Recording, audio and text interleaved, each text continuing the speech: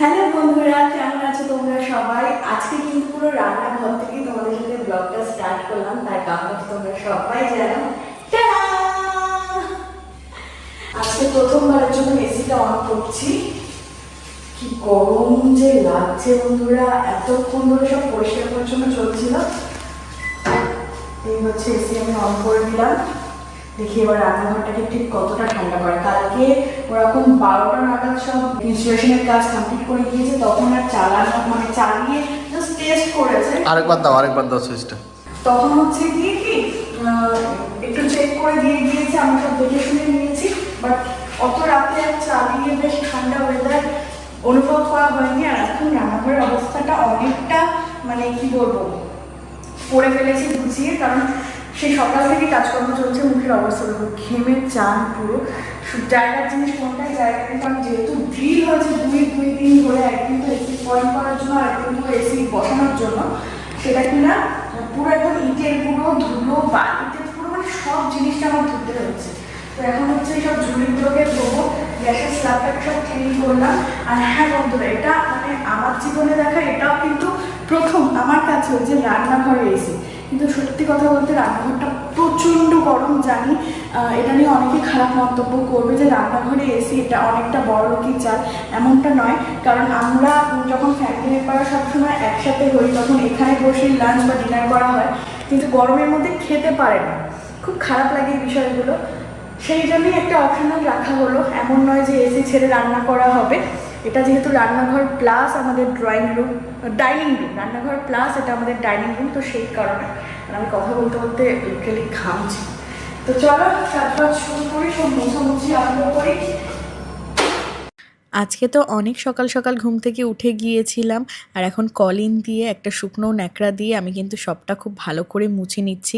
কারণ রান্নাঘর যেহেতু তেল চিটে ব্যাপারটা আরও বেশি হয়, তো এটা কিন্তু আমি প্রায় প্রতিনিয়তই করার চেষ্টা করি। কিন্তু এইটা যেহেতু ধুলো পড়েছে একটু বেশি, তাই বেশি করে ডিপ ক্লিনটা করতে হচ্ছে আজকের জন্য। ডাইনিং টেবিলটা এখানে খুব ভালো করে মুছে নিয়েছি, কিন্তু একটাই প্রবলেম হচ্ছে যে এসি ছেড়ে ভেন্টিলেটার 1 2 এখানে 3 4 5 5খানা ভেন্টিলেটার, তো সব হাওয়া চলে যাচ্ছে। ইভেন এই জায়গাগুলোতেও আমাদের হোয়াইট সিমেন্ট দিয়ে বা প্যারিস দিয়ে পুরো বন্ধ করতে হবে, নাহলে হাওয়াগুলো পুরো বেরিয়ে যাচ্ছে। আর এগুলো সব ধুয়ে দিয়েছে। কন্টেনারগুলোর মধ্যে হচ্ছে খুন্তিগুলো সব সাজিয়ে রাখবো। খুন্তিগুলো সব সুন্দর করে, একটার মধ্যে সব খুন্তি আলাদা স্টিলের জিনিস, একটার মধ্যে হচ্ছে ছুরি টুরি, এগুলো সব রাখবো।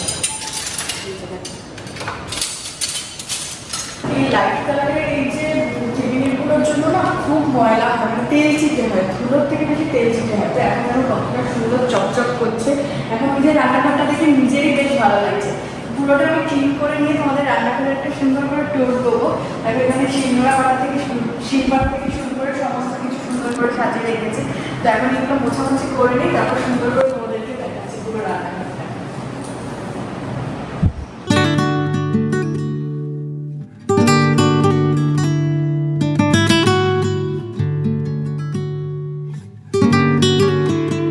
আজকে নতুন করে তোমাদেরকে রান্নাঘরের ট্যুর দিচ্ছি। তো ফার্স্টে এখানে এই যে কেবিনেটটা রয়েছে, এর উপরে সমস্ত ডাব্বার মধ্যে জিনিসপত্র রাখা। এখানে হচ্ছে বাসন মাজার যে ঝুড়িটা থাকে, এর মধ্যে সমস্ত মাজা বাসনগুলো রাখা থাকে। ফ্রিজ রয়েছে, এটা হচ্ছে আমাদের মিক্সার গ্রাইন্ডার, এটা হচ্ছে মাইক্রোওয়েভ, এখানে ক্যাবিনেট রয়েছে।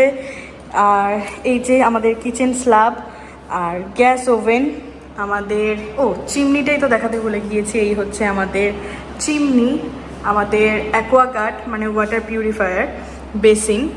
এখানেও পুরো ক্যাবিনেট রয়েছে। এখানে আমাদের শিলপাটা, 2 রকম অপশান কিন্তু রয়েছে, মিক্সি আবার শিলপাটা। প্লেট রাখার র্যাক, খুন্তি চামচ রাখা, ছাঁকনি, তারপর হচ্ছে গ্রেটার, রান্নাঘরের অ্যাক্সেসরিজ যেটা থাকে। আর সবজির মধ্যে আপাতত এই আলু পেঁয়াজটাই রয়েছে, বটিটা রেখেছি। এই জায়গাটা একদম ক্লিন রাখবো।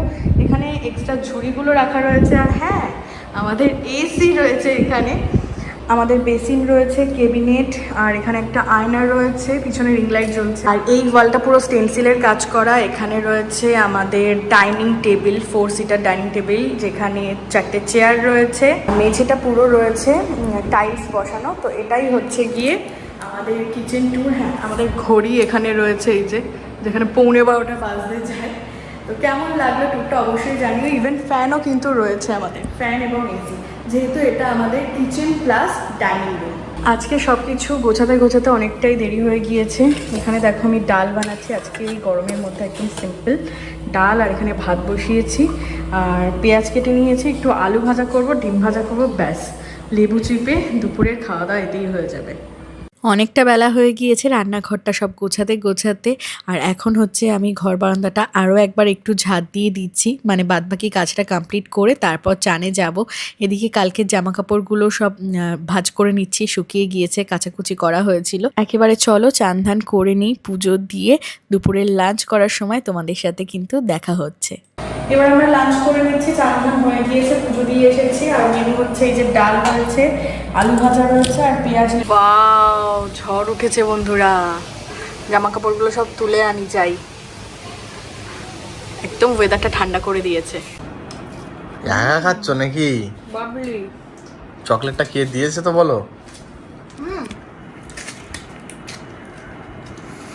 তোমাদের মতোই একজন আমার দিয়াস লাইফস্টাইল ফ্যামিলি মেম্বার আন্টি আর বোন আমাকে এই চকলেটটা গিফট করেছে, তো থ্যাংক ইউ আন্টি। আমাকে একটু দাও। একা খাচ্ছ নাকি? সবাইকে দেবো। দেখো হাফ খেয়ে নিল রে। একশোটা এখনো। তোমাদের সাথে বন্ধুরা একটা গুড নিউজ শেয়ার করব, যেটা কি না মানে হঠাৎ করেই প্ল্যানিং, এটার কোনো প্রি প্ল্যানিং ছিল না। সেটা হচ্ছে আমরা দীঘা যাচ্ছি, মানে এখনো পর্যন্ত তো ফাইনাল করেছি যে আগামী পরশুদিন যাচ্ছি। ট্রেনের টিকিট তো পাওয়া পসিবল না, কারণ এটা পুরো সিজন টাইম। আমাদের পুরী যাওয়ার কথা ছিল, যে একটু গরমটা কমলে, জামাইষষ্ঠী মিটে গেলে তারপর পুরী যাব, কিন্তু পুরীতে এত গরম, আর ওটার জন্য অনেকটা দিন যেতে হবে। দীঘাটা কাছাকাছির মধ্যে, আর দীঘাতেও যেহেতু জগন্নাথ ধাম হয়েছে, জগন্নাথ মন্দির উদ্বোধন হয়েছে, ওটা দেখার তো ভীষণ ইচ্ছা। তো দীঘা যাওয়ার প্ল্যানিং করেছি আমরা পরশুদিন। কিভাবে যাচ্ছি, কে কে যাচ্ছি, সমস্তটাই তোমাদের সাথে শেয়ার করব। হঠাৎ করে প্ল্যান, তো কিছুই করা হয়নি প্রিপারেশন। তো 2-3 দিনের জন্য যাব আমরা, তোমাদের সাথে তো শেয়ার করব। আর দীঘা থেকে তোমরা কারা কারা দেখছো অবশ্যই কিন্তু কমেন্ট করে জানিও।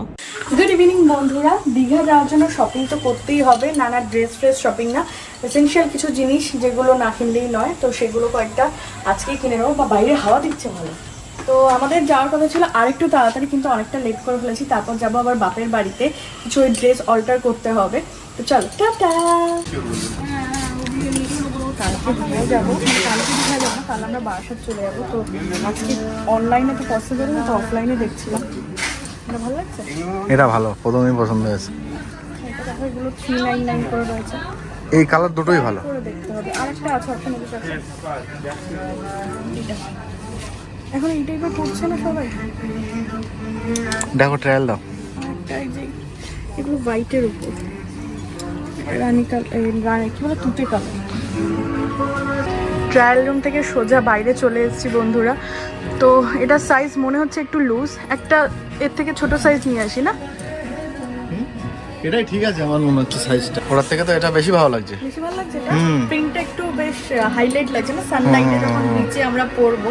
আমরা কি পরবো? দেখো বরের প্রচুর নিউ ড্রেসের কালেকশন রয়েছে। আরে একদম ফাউ কথা। এবার এটা ট্রাই করে দেখি।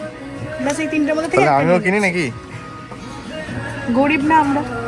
এটা এক সাইজ ছোট ছিল, এটাই পারফেক্ট হয়েছে। এটা সাইজটা ঠিক আছে না, অল্টার করতে হবে না, কারণ টাইমও নেই। তো প্রিন্টটাও এটা ভালো লাগছে। কি করবো এটা? এটা একদম পারফেক্ট, এটাই নিও। ডার্ক আছে না কালারটা, প্রত্যেকটা কালার কালেকশন মানে অপশন ভালো। বেশ চলো এটাই থাক, চলো বাড়ি গিয়ে ভালো করে দেখাচ্ছি। এটা ভীষণই বাজে টাইপের একটা আমি প্রথমেই বললাম তো, যেটা নিয়েছো ওটাই ঠিক ছিল। চলো গলাটা এত ছোট। ওয়াইপস নিয়ে নাও। ওয়াইস নিয়ে নিয়েছি 3টে পার্ট। অন্য ফ্লেভার আর কিছু নেই, অনেক ভিতরে আছে। দাঁড়াবে কি আছে দেখি তো। এটা আলাদা। আরে ওই তিনটেই নাও, তাই না? চলো চলো আমরা বেরিয়ে যাচ্ছি এবার স্টাইল বাজার থেকে। আরেকটা জিনিস কিনতে হবে আমাদের। আরেকটা জিনিস দরকার ছিল শর্ট ড্রেসের সাথে পরার জন্য, হাফ স্লাক্স। তো এটা কিনে নিয়েছি, ব্ল্যাক কালারের মধ্যেই রয়েছে। আর এটা দাম নিয়েছিল ওরকম 240 টাকা। আর ফেরার পথে প্রবীর চিকেন নিয়ে নিল। বাৎসরিক কালী পুজো উপলক্ষে দেখো কত সুন্দর লাইটিং সাজানো। আমি ভাবছিলাম মানে বসে আর ঢোকার সময় ভিডিও করবো, কিন্তু ফেরার সময় ভিডিও করছি। মানে এরকম আলো দেখলে না সেই পুজোর একটা সেই উৎসব মানে অনুভূতিটা হয় বলো? হ্যাঁ, সেপ্টেম্বরের 21 তারিখে মহালয়া বন্ধুরা, এসেই তো গেল। পুজো আসছে আসছে, এটাই ভালো লাগে। এই বাড়িতে চলে এসেছি আর মা দেখো কি করছে, ফুলকো ফুলকো লুচি। আরে তুমি ভেবেই রেখেছিলে যে আমি এক্ষুনি চলে আসবো? আর এখানে হচ্ছে আলু ভাজা। আর পুরো ঘেমে অবস্থা খারাপ। মায়ের ঘর মানে রান্নাঘরে তো আর এসি নেই। কি আছে? আমাদের পাখা আছে। পাখা আছে, এসি নেই কিন্তু পাখা আছে। তাও পাখার একটু হাওয়া খাওয়া যায় মাঝে মাঝে। কিন্তু পাখা চালানো যাবে না, কারণ পাখা যদি চালায় তাহলে হচ্ছে গ্যাস অফ হয়ে যাবে। অন্য সময় ওই মানে কাটাকুটি বা বাসন মাজা টাজা করছো তখন পাখাটা তাও চালানো যায়। তো আর আমাদের রান্নাঘর তো ওপেন, হ্যাঁ, সিম নেই, দরজা নেই তো। সত্যি এই এসি নিয়ে আমাকে এত কমেন্ট পেতে হয়েছে, মানে পেয়েছি, যার জন্য হচ্ছে এই ভিডিওটা করলাম। লোকনাথ মন্দির থেকে মা কি কি কিনেছে তোমাদেরকে দেখাবো, দেখাও। ও বাও, পাথরের থালা সেট হয়ে গেল তাহলে। সেট হয়ে গেলে এটাতে জল মিশিয়ে দিতে পারবো। আবার কি আছে? এটা হচ্ছে লক্ষ্মী নারায়ণ, আমি বলছিল সিংহাসনে রাখতে। ও আমাদের মানে বাড়ির সিংহাসন আছে, তুমি প্লাস্টিক খুলতে না, তুমি এইভাবেই দেখাও। প্লাস্টার প্যারিস মানে পাথর পাথর টাইপের মতো, খুব সুন্দর দেখতে। দেখো বন্ধুরা, এটা হচ্ছে ছোট্ট গীতা, এ নাকি ব্যাগে রাখতে হয়, মনের মা দিয়েছে। আচ্ছা, ছোট্ট সবাইকে একটা গীতা। করে দিয়েছে গীতা। আর কি আছে? ডুগডুগি। হ্যাঁ, ডুগডুগিটাই মন্দিরের জন্য কিনেছে। দেখাও, আমাদের পাশে যে মন্দির রয়েছে ওই মন্দিরের জন্য। বাহ, ভোলে বাবার জন্য হচ্ছে ডুগডুগি। ত্রিশূল আছে, ত্রিশূলের গায়ে এরকম আটকে রাখতে। বাজবে? বাজিয়ে দেখো। বাহ, দোকানদারটা বাজাচ্ছিল কেমন সুন্দর করে। ওদের মানে সিস্টেম আছে বাজানোর। সিস্টেম আছে, কোন জায়গাটা ধরে। দেখো কতটা সুন্দর লাগছে, প্লাস্টিকের ভিতর দিয়ে বোঝা যাচ্ছিল না, এখন দেখো কতটা সুন্দর গ্লেজ দিচ্ছে। গ্লেজ দিচ্ছে। বাইরে এখনো বৃষ্টি হচ্ছে, এই বৃষ্টি থামার আর শেষ নেই। বৃষ্টির ভিজেতে আরো যেন চকচক করছে। ওই বাড়ি থেকে বাড়ি এসে দেখি বর মশাই মাংস কষিয়ে রেখেছে একেবারে। এই যে এখানে ভাত, নিজের রান্না নিজেই খাচ্ছে। আচ্ছা আমি একটু এবার খেয়ে দেখি। ও আলুটা তো পুরো মোমের মতো গলে যাচ্ছে। আমি এই রকমই বলেছিলাম যে কোনো আজকে জল দেবা না। সুপার।